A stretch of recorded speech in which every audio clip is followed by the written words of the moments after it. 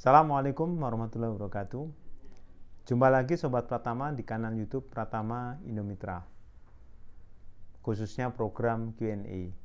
Ya, program Q&A ini hadir ketika ada banyak pertanyaan yang belum saya jawab karena keterbatasan waktu di webinar sebelumnya. Pada kesempatan kali ini, Sobat Pratama, saya akan mengupas sekaligus menjawab pertanyaan-pertanyaan Ibu Bapak. Ada sekitar 30-an pertanyaan Ibu Bapak yang berkaitan dengan free webinar tanggal 8 Desember 2021. Ini adalah free webinar yang ke-60. Jadi alhamdulillah kami sudah menyelenggarakan free webinar selama setahun lebih. Jadi kalau dihitung secara kasar 52 minggu, setahun, kemudian sudah setahun 2 bulan ya. Nah, alhamdulillah masih terus berjalan dan semakin banyak peserta yang hadir juga. Ya, bagi saya ini sebagai suatu bentuk khairun nas anfa'un nas. Saya ingin berbagi kemanfaatan kepada Ibu Bapak semua. Baik, kita mulai pertanyaan yang belum saya jawab. Mulai ini urutannya berdasarkan urutan jam. Ya, posting pertanyaan. Baik. Bea Materai Bu Rostini ya. Bea Materai untuk pemirsa harus sama dengan banyaknya transaksi jika Bea Materai admin seperti surat kuasa ke berbagai kepentingan perusahaan.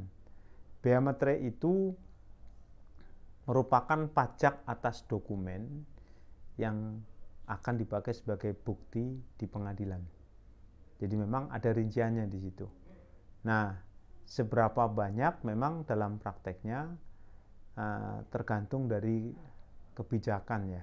Kenapa? Kalau misalkan contoh gini, ketika kami di pengadilan pajak itu kan berkasnya banyak. Tapi kadangkala majelis hakim udahlah dibendel aja, nanti dibuat 4 bea materai. 4 dokumen, 4 bendel dokumen yang di bea materaikan kemudian. Demikian ya. Ada juga bea materai kami tagih pada faktur penjualan. Otomatis bea materai lebih kecil. Pemeriksa minta dibuatkan daftar notif ini. Ini mau ada tapi tetap saja pemeriksa menang karena ada aturannya. Nah, jawaban saya tadi ya. Jadi kembali ke aturan main. Kalau memang nggak cocok nggak setuju dengan pemeriksa, perlu tahu juga dasarnya Bu Rostini ya. Demikian. Accrual revenue, Pak Abdurrahman, izin bertanya Pak. Apakah accrual revenue itu ada Pak? Adanya accrued revenue ya. Jadi sebetulnya pasnya itu unearned revenue sih sebetulnya.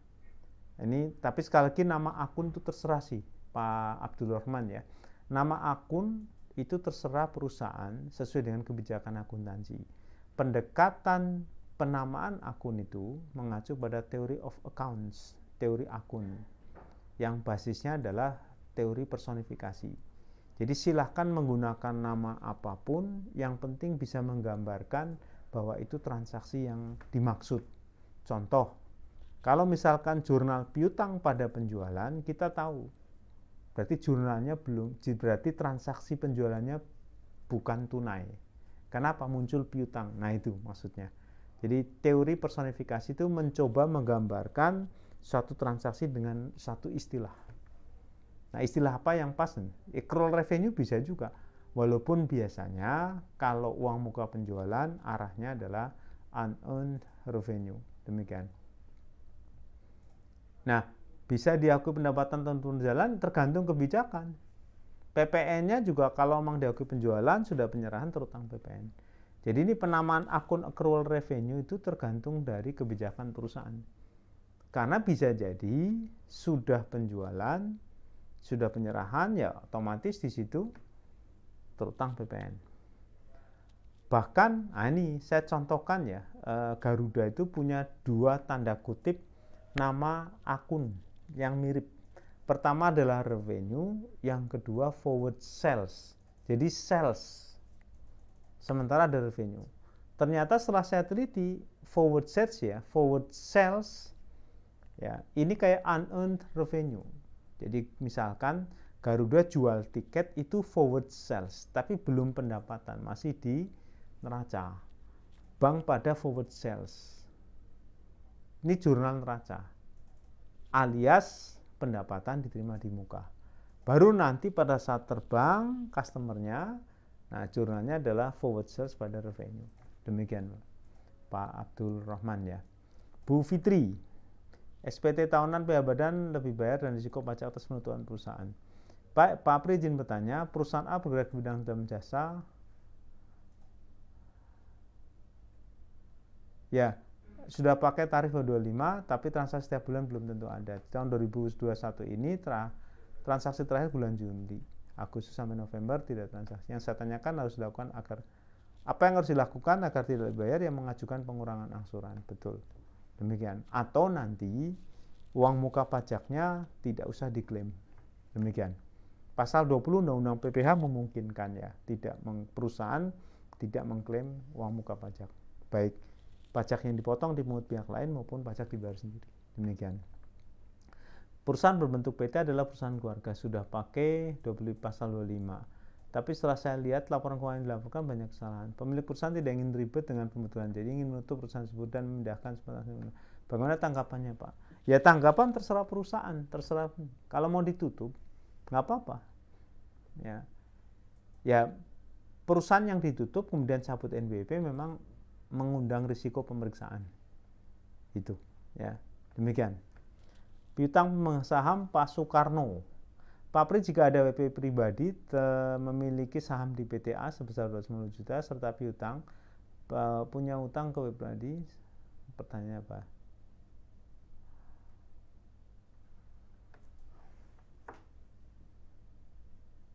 Tas ini sebaiknya diproses dulu.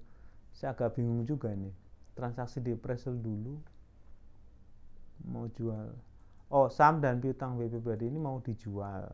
Saham hanya 50 juta dan piutang WP pribadi ke PT X sebesar. Transaksi sebaiknya ya dipres dulu. Kalau utang diimbreng ke modal gimana, Pak? Utang diimbreng ke modal sama dengan harga saham. Jadi utang dikonversi menjadi saham. Nggak ada masalah, cuman harus dengan harga pasar dulu. Demikian. Sistem Mijon, Pak Pri, mengapa sistem Mijon untuk setoran Desember masih digatkan kembali? Padahal saya sudah tahu kondisi COVID ini. Ya, semua masih punya kepentingan, Pak Freddy ya. Kantor pajak punya kepentingan agar target penerimaan pajaknya tercapai. Makanya berbagai cara dilakukan untuk memenuhi target itu. Untuk tahun ini sih saya melihat Desember sudah banyak juga ya KPP yang mencapai targetnya 100%. Itu. Jadi mudah-mudahan nggak banyak. Baik, apa kita bisa mengadukan? Ya bisa. Mengadukan gitu ya.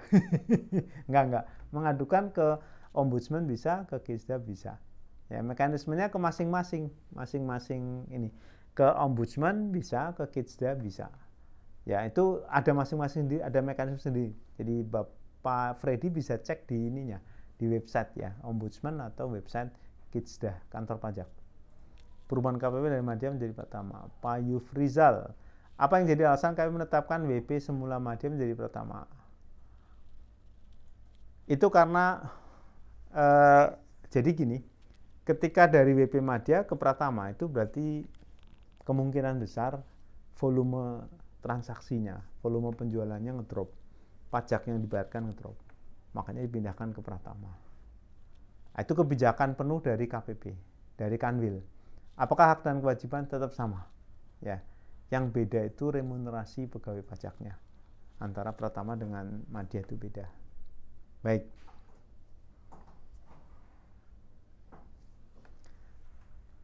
Penghasilan atas penjualan inventaris perlakuan rugi. Pak Suaib, izin bertanya Pak, PT ABC omset kurang 48 bergerak di bidang OVK.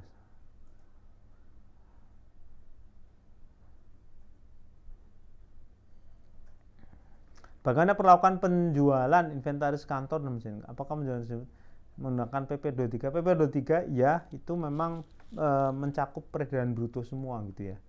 Cuman ini interpretasi ya. Jadi dalam prakteknya itu mencakup semua peredaran bruto. Apakah di laporan laba rugi, di laporan lebih bayar dipisahkan penghasilan dan kerugian investasi?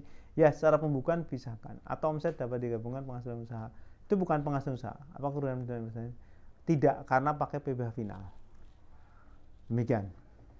PPS skema 2, Pak Danu. Bertanya, saya OP, PKP Januari 2020 mendapat SP23 Juli. Tentang omset 18 yang 4,8 teman. Nah, terkait bab ini, apakah saya perlu membetulkan SPT? Sebentar, saya ingin mengikuti PPS. Kalau udah ikut skema 2 nggak perlu pembetulan, Pak. Kalau pembetulan nggak bisa diakui pembetulannya. Jadi Bapak pilih mana, Pak Danu? Kalau pembetulan nggak usah ikut karena nggak boleh. Kalaupun ikut skema 2, pembetulannya nggak dianggap.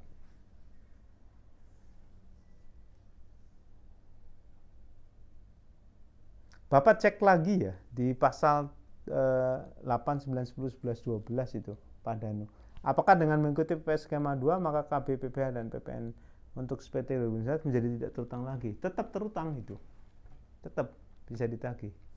Demikian. Aspek pajak terkait penerapan PSK 38. Pak, beri izin bertanya tentang kasus 38 perihal kombinasi bisnis pengendali, di mana selisih harga buku dan harga pasar jika ada transaksi antar hubungan diakui sebagai additional paid in capital. Tapi nanti ketika konsol akan dieliminasi. Perlakuan pajaknya yang mana?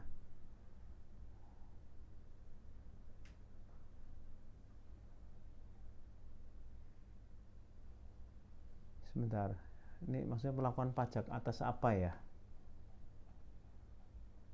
Kalau yang jelas gini, Pak Niko ya. Ini nggak soalnya. Kalau PSK 38 itu pasti laporannya digabung karena apa? Perusahaannya di merge. Tapi kalau di sini ngomong nanti ketika di konsol, jadi saya agak bingung juga. Kalau di konsol nggak masuk PSK 38 itu akuisisi aja. Kombinasi bisnis kan merger, ya kombinasi bisnis. Nah ini ceritanya, ini yang saya agak bingung karena informasinya nggak ini ya. Kalau kombinasi bisnis berarti apa? Perusahaan yang diakuisisi nanti gabung, merger. Nah kalau cuma akuisisi aja, ketika di konsol pajak nggak ngatur konsolidasi, jadi masing-masing aja. Ya, berarti pajak tidak mengenal konsolidasi dan laporan keuangan ya masing-masing induk sama anak. Demikian. HPP atas produk spray dan oleh perusahaan manufaktur, Pak Armi Perdana. Izin bertanya Pak, jika kita perusahaan manufaktur, karena misalnya kita produksi kain jadi barang jadi, contoh jahit spray, apakah HPP spray tersebut termasuk upah bahan pendukung? Ya, HPP itu termasuk, atau HPP-nya hanya konversi dari pemakaian kain saja. Nah ini tergantung kebijakan akuntansi Pak Armi ya. Kebijakan akuntansi di perusahaan. Tapi secara umum kalau perusahaannya manufaktur, ini otomatis ya biaya-biaya upah, bahan pendukung semuanya masuk. Oke. Demikian dulu Ibu Bapak yang berbahagia. Sobat Pratama, nanti akan dilanjutkan ke bagian kedua dari Q&A terkait dengan free webinar yang ke-60. Rabu 8 Desember 2021. Mudah-mudahan bermanfaat. Assalamualaikum warahmatullahi wabarakatuh.